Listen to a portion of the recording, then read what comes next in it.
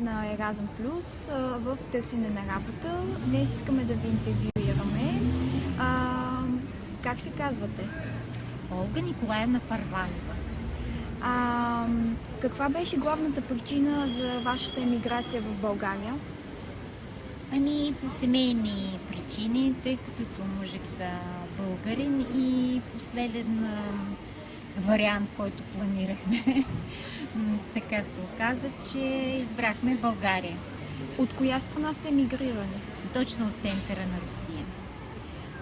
Какво ви харесва в нашата държава и какво не? Ще отговоря на този въпрос, както отговарят всички чужденци.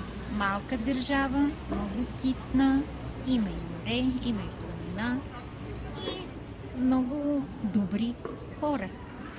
Смятате ли, че родната ви държава се е променила по някакъв начин? Коренно се промени.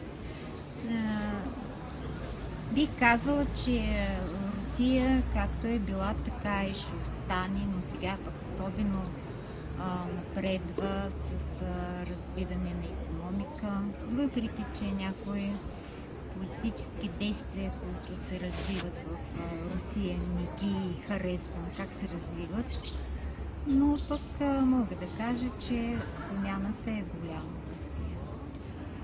Чувствате ли се добре интегрирана в нашата държава? Много добре се чувствам, много обичам колегите си, много обичам работата си.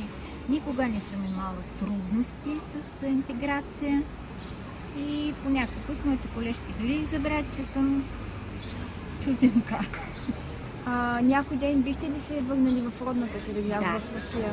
Да. Това така